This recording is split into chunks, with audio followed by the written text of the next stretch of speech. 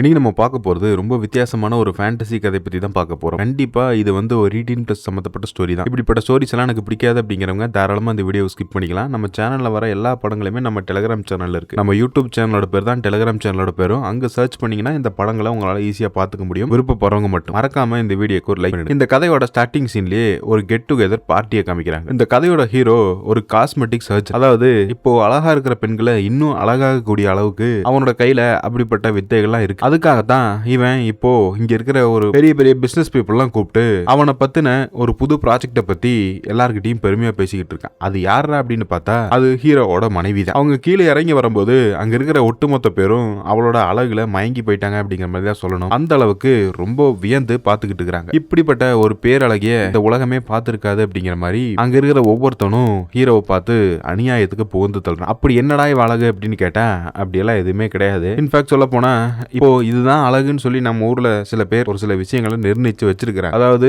இந்த இடமெல்லாம் பார்க்க இவ்வளவு பெரிய சைஸ்ல இருக்கணும், இதெல்லாம் இப்படி இருக்கணும், அதுதான் ஒரு கச்சிதமான உடலுக்கு உண்டான அமைப்பு அப்படிங்கிற மாதிரி இப்ப சயின்டிபிக்கலா நிறைய பேர் சொல்லிக்கிட்டு இருக்காங்கல்ல. அந்த மாதிரி ஹீரோயினோட உடம்ப ஹீரோ அந்த மாதிரி அப்படி மாடிஃபை பண்ணிருக்கான். அந்த அழகத்தான் இங்க இருக்கிற எல்லாருமே அநியாயத்துக்கு வியந்து பார்த்துக்கிட்டு இருக்காங்க. இது ஹீரோவுக்கு ரொம்ப பெருமையா இருக்கு. நம்ம ஊர்ல எல்லாம் நம்ம பொண்டாட்டிய எவனாவது பார்த்தான், நம்ம பொண்டாட்டி இல்ல அவனும் கட்டின பொண்டாட்டிய இன்னொருத்தன் பார்த்தாலே சண்டை வருது. ஏன் இன்னும் ஏகப்பட்ட பல கலவரங்கள்லாம் நடக்குது. ஆனா இங்க ஹீரோ என்னடானா அவன் பொண்டாட்டிய இங்க இருக்கிற எல்லாரும் பார்த்து ரசிக்கணும், அவளோட அழகுல மெய் மறந்து போகணும் அப்படிங்கிற மாதிரியான ஒரு தாட்ல ஹீரோயினை கூப்பிட்டு ஒவ்வொருத்தவங்களுக்கும் அவன் இன்ட்ரோடியூஸ் பண்ணி வச்சுக்கிட்டு இருக்கான். அது மட்டும் இல்லாம அங்க ஒரு டாக்டர் இருக்கான். அவனுமே ஹீரோ மாதிரியே இந்த மாதிரியான காஸ்மெட்டிக் சர்ஜரி எல்லாம் பண்ணக்கூடிய ஒரு டாக்டர் தான். அவங்க கிட்ட நான் பார்த்த ப்ராஜெக்ட்லயே இது one of the best project அப்படிங்கிற மாதிரி சொல்லணும். என்னோட ஒய்ஃபுக்கு ஒவ்வொரு இடங்களும் அந்த மாதிரி பர்ஃபெக்ட்டா நான் அழகா மாடிஃபை பண்ணிருக்கேன். இதை பார்க்கும்போது ஒரு ஆணுக்கு மட்டும் இல்ல ஒரு பெண்ணுக்கு கூட என்னோட மனைவி மேல ஒரு விதமான காதல் ஈர்ப்பு வரும், அதுக்கு நான் கேரண்டி அப்படிங்கிற மாதிரி சொல்லி அங்க இருக்கிற எல்லார்கிட்டையும் பேசி இன்னொரு டாக்டரை காமிக்கிறாங்க. அவனுக்கு ஹீரோ மேல கொஞ்சம் பொறாமையா இருக்கு. அவன் ஹீரோயினை பார்த்து தான் அநியாயத்துக்கு பொறாமப்படுறான்னு சொல்லி நினைக்கிறேன். அப்படி இருக்கும்போது இங்க பிசினஸ் பார்ட்னரா வந்திருக்கிற ஒரு கிழமை ஒருத்தன் ஹீரோ கிட்ட உங்களுக்கு எப்படி இப்படிப்பட்ட ஒரு ஐடியா வந்துச்சு, உங்களோட மொத்த திறமையும் பார்த்து நான் வியந்து போறேன். ஒரு படத்துல லிவிங்ஸ்டன் காமெடி ஒன்று நீங்க பார்த்திருப்பீங்க. அத சிலை கீழே விழுந்துரும், அதுக்காக இவன் பயந்து அந்த சிலையை திருப்பி ஆப்போசிட் பக்கம் வச்சிருவான். மொத்த அழகையும் கொண்டு நீ பேக்ல வச்சிருக்க அப்படிங்கிற மாதிரி சொல்லிட்டு இருப்பாங்கல்ல. அந்த மாதிரி ஹீரோயினுக்கு ஒரு சில பெக்யூலியரான மாடிஃபிகேஷன்லாம் பண்ணி ஹீரோ மாத்தி வச்சிருக்கான். இத பத்தின ஐடியாவை நினைக்கும் போது எனக்கே ரொம்ப வியப்பா இருக்கு அப்படிங்கிற மாதிரி கூட இருக்கிற ஃபெல்லோ சர்ஜன்ஸ் எல்லாம் ஹீரோ கிட்ட பேசிக்கிட்டு இருக்காங்க. அப்போ என்ன சொல்றானா ஒரு பெண் அழகா இருக்கிறா அப்படிங்கிறது நம்ம நினைக்கிற மாதிரி ஒரு சாதாரண ஒரு விஷயம் தான். ஆனா அந்த அழகுக்கு இன்னும் அழகு ஊட்டக்கூடியது நம்மளோட இந்த மாதிரியான கற்பனை திறன் தான். அது இவ்வளவு பெருசா இருந்தா அது பார்க்க நல்லா இருக்கும் அப்படிங்கிறது ஒவ்வொருத்தவனோட மூளையை பற்றி சம்பந்தப்பட்டது தான். அப்படித்தான் நான் பிளான் பண்ணி என்னோட மனைவிக்கு ஒரு சில விஷயங்கள்லாம் நான் பண்ணிருக்கேன். உதாரணத்துக்கு ஒரு லிஃபில்லிங்கே எடுத்துக்கிட்டா ஒருத்தவங்களுக்கு உதடு இவ்வளவு சின்னதா தான் இருக்கணும் அப்படிங்கிறது ஒரு அளவீடு இருக்கு. ஆனா அது எல்லா முகத்துக்கும் ஒரே சைஸ் ஆப்ட் ஆகுமா அப்படின்னு கேட்டா கண்டிப்பா கிடையாது. ஆனா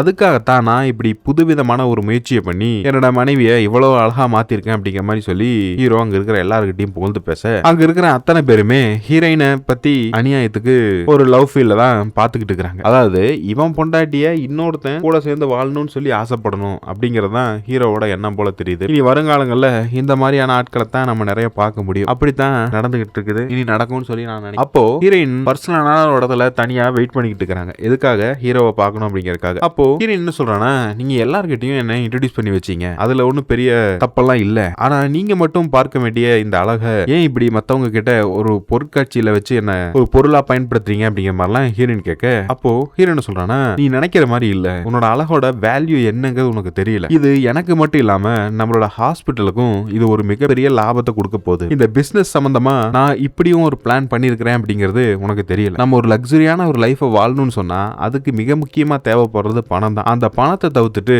நம்ம தனிச்சு நிம்மதியெல்லாம் வாழ முடியாது. அதனால நீ அதை பத்தி பெருசா எடுத்துக்க வேணாம். நான் என்ன சொல்றேனோ அதை மட்டும் நீ கேளு, இதுதான் உன்னோட லைஃபுக்கும் ஃபியூச்சருக்கும் நல்லது அப்படிங்கிற மாதிரி சொல்லி ஹீரோயின் கிட்ட சொல்லிக்கிட்டு இருக்கிறான். அப்படியே கட் பண்ணா இந்த பக்கம் ஒரு பிளாஷ்பேக்ஸ் என்ன காமிக்கிறாங்க. எப்படி ஹீரோயினும் ஹீரோவும் முதல்ல சந்திச்சுக்கிட்டாங்க. அப்படி ஹீரோயின் அந்த அழகு சம்பந்தப்பட்ட ஆபரேஷன்லாம் பண்ணக்கூடிய அந்த ஹாஸ்பிட்டலுக்கு அவங்க வந்திருக்காங்க. வெயிட்டிங் லிஸ்ட்ல ரொம்ப நேரமா ஹீரோயின் காத்துக்கிட்டு இருக்க. அப்ப கரெக்டா டாக்டர் இருக்கிற இந்த கதையோட ஹீரோவை அவங்க பாக்குறாங்க. நீங்க தானே நேத்து அப்பாயின்மெண்ட் போட்டிருந்தீங்க, உங்களுக்குன்னு சொல்லி ஒரு சில மாடிஃபிகேஷன்லாம் பண்ணணும்னு சொல்லி எங்கிட்ட சஜஷன்ஸ் கூட கேட்டிருந்தீங்கல்ல அப்படிங்கிற மாதிரி சொல்லி ஹீரோயின் கிட்ட கேட்க ஆமா அப்படிங்கிறாங்க. அதுக்கான வேலைகள்லாம் ரெடி ஆயிடுச்சா, நீங்க பிளான் பண்ணிட்டீங்களா அப்படிங்கிற மாதிரி சொல்லி ஹீரோயின் கேட்க ஹீரோவும் ஆல்ரெடி நான் நிறைய விஷயங்கள் டிசைட் பண்ணி வச்சுட்டேன், இனி இதுக்கப்புறம் அதுக்கு ஏத்த மாதிரியான ஒரு விஷயத்த எக்ஸிக்யூட் பண்றது தான் பாக்கி அப்படிங்கிற மாதிரி சொல்லி ஹீரோயினை ஒரு இடத்துக்கு கூட்டு போய் அவன் கையில ஒரு சில இன்ஜெக்ஷன்ஸ் எல்லாம் இருக்கு. அதெல்லாம் எதுக்கு அப்படின்னு பார்த்தா கிட்டத்தட்ட நம்ம ஃபேஸ்ல ஒரு சில இடங்கள் பஃபியா இருக்கணும், பிளாட்டா இருக்கணும்னு சொல்லி நினைப்போம்ல, அது எல்லாத்தையும் மாத்தக்கூடிய மாதிரியான ஒரு பொருள் தான் அப்படிங்கிற மாதிரி சொல்லி அந்த இன்ஜெக்ஷனை அவன் ஹீரோயினுக்கு யூஸ் பண்றான். இதுக்கப்புறம் ஹீரோயினோட அழகு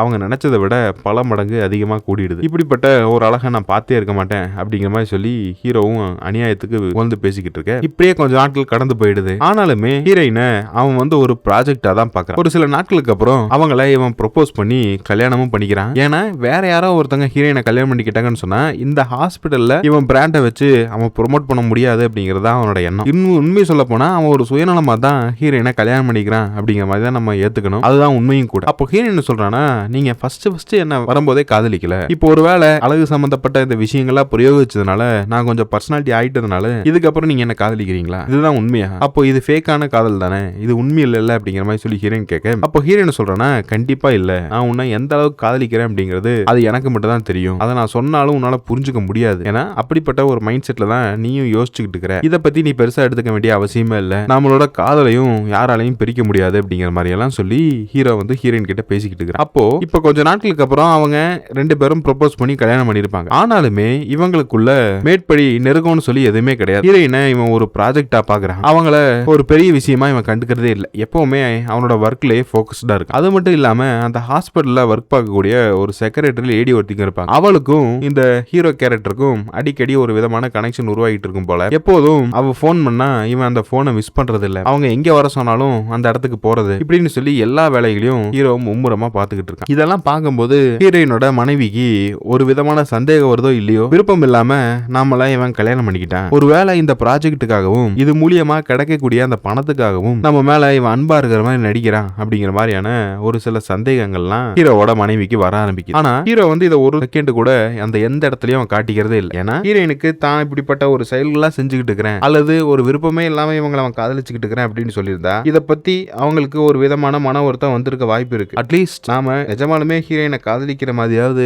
ஒரு ஆக்டிங்க போடலாம் அப்படிங்கிறது தான் ஹீரோவோட முழுக்க எண்ணமா இருக்கு. இப்படி இருக்கக்கூடிய இந்த சூழ்நிலையில இவங்களுக்குள்ள இருக்கிற அந்த பர்சனலான விஷயங்களை வெளியே தெரியக்கூடாது. மற்றவங்களுக்கு பார்த்தா இவங்க ஹஸ்பண்ட் அண்ட் ஒய்ஃபா இருந்தாலும் கூட இவங்களுக்குள்ள அதிக அளவு நெருக்கம் இல்லை அப்படிங்கிறது யாருக்குமே தெரிஞ்சிடக்கூடாது அல்லது தெரியாத மாதிரி காட்டிக்கணும் அப்படிங்கிற மாதிரி சொல்லி ஹீரோன்னு நினைக்கிறேன். பட் இது வந்து ஹீரோயினுக்கு ஒரு விதத்துல அளவுக்கு அதிகமான மன வருத்தத்தை கொடுக்குது. நாம ஒரு தப்பான பார்ட்னரை சூஸ் பண்ணிட்டோம் போல இருக்கு, இதுக்கு மேலேயும் நம்ம லைஃப் மாற போறது இல்ல அப்படிங்கிற மாதிரி எல்லாம் அவங்க வருத்தப்பட்டுக்கிட்டு இருக்கு. இந்த பக்கம் பார்த்தா கரெக்டா அந்த ஹாஸ்பிட்டல்ல ஒரு செக்ரட்டரி லேடி கூட ஹீரோக்கு ஒரு விதமான அஃபேர் இருக்கும்ல, அவங்க போன் பண்றாங்க. அவங்க போன் பண்ணதுக்கு அப்புறம் இனி இதுக்கு மேலேயும் நாம டைம் வேஸ்ட் பண்ணக்கூடாது அப்படின்னு சொல்லிட்டு இந்த ஒய்ஃப் அவனுக்கு பக்கத்துல வந்து ரொமான்டிக்கான ஒரு மைண்ட்ல இருந்தாலும் கூட அவங்கள இவன் கண்டுக்கவே இல்லை. இவன் பாட்டுக்கு கிளம்பி அவனோட அந்த செக்ரட்டரியா இருக்கக்கூடிய டார்லிங்க பார்க்க போயிட்டான். அங்க அவ போனதுக்கு அப்புறம் இப்போ நீ ஒய்ஃப்னு சொல்லி ஒருத்தைய கல்யாணம் பண்ணிக்கிட்டதுக்கு அப்புறம் என்ன பெருசா கண்டுக்கிறது இல்ல, அவ்வளவுதான் நமக்குள்ள இருந்த ரிலேஷன்ஷிப் அப்படிங்கிற மாதிரி சொல்லி பேச, அப்போ ஹீரோன்னு சொல்றானா, நீ நினைக்கிற மாதிரி அது ஒரு காதலே இல்ல, அது பார்க்க போனா ஒரு கல்யாணங்கிறது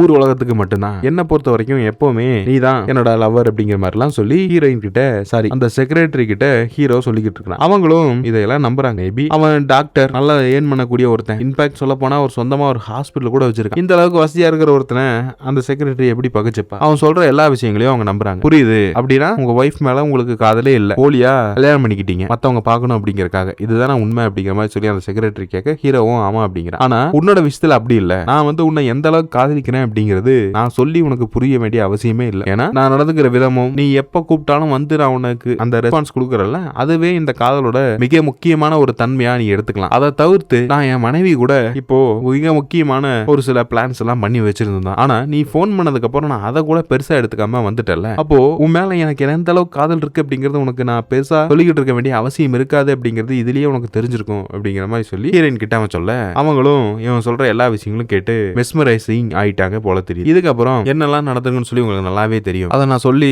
பெருசா விளக்கம் கொடுத்துட்டு இருக்க வேண்டிய அவசியம் இல்லை. ஆனா ஹீரோயின் வந்து அவன் ஒய்ஃபாவும் தன்னை நினைக்காம இப்படி வேற ஒருத்தங்க கூடவும் இருக்கிறது அவங்களுக்கு இன்னுமே தெரியல. இதனால ஹீரோயின் வந்து இப்ப புதுசா கல்யாணம் ஆயிருந்தாலும் கூட கிட்டத்தட்ட அவங்க ஒரு சிங்கிளான ஒரு வாழ்க்கை தான் வாழ்ந்துகிட்டு இருக்காங்க. அடிக்கடி மனசுக்குள்ள வந்துச்சு ஃபீலிங்ஸ் அப்படிங்கிற மாதிரி பாட்டெல்லாம் ஓடிக்கிட்டு இருந்தாலும் இந்த புருஷனுக்கு ஃபீலிங்ஸே இல்லாதனால ஹீரோயின் அவங்க ஃபீலிங் எல்லாம் மறந்து இப்ப தனிச்சு ஒரு வாழ்க்கையை தான் வாழ வேண்டியதா இருக்கு. ஆனா ஹீரோ அவங்களோட செக்ரட்டரி கூட அவன் விருப்பப்பட்ட ஒரு வாழ்க்கையை தன்னோட மனைவிக்கு என்னெல்லாம் இவன் கொடுக்கணுமோ அதை எல்லாத்தையும் இந்த செக்ரட்டரி கூட அவன் பர்சனல் லைஃப்ல வாழ்ந்துகிட்டு இருக்கான். நாளைக்கு இந்த விஷயம் தெரிய வந்தா ஹீரோவோட நிலைமை என்ன ஆகும்? அப்படியே ஹீரோயினும் வேற ஒருத்தங்க மேல ஃபீலிங் ஃபீலிங்கை டெவலப் பண்ணா இந்த படத்தோட மொத்த கதையும் எந்த அளவுக்கு டெவலப் ஆகும் அப்படிங்கிறது நமக்கு நல்லாவே தெரியும். இந்த படத்தோட செகண்ட் பார்ட் வந்து நம்மளோட MK Tamil MK voice over அப்படிங்கிற இன்னொரு சேனல்ல இருக்கு. விருப்பப்படுறவங்க அந்த ஸ்டோரியை கண்டினியூ பண்ணி நீங்க அங்க போய் பாத்துக்கலாம். இந்த ஸ்டோரி சீக்கிரமே நம்ம டெலிகிராம் சேனல்ல வரும். மீண்டும் ஒரு வித்தியாசமான கதையில வந்து நான் உங்களை சந்திக்கிறேன். தேங்க்யூ, தேங்க்ஸ் ஃபார் வாட்சிங்.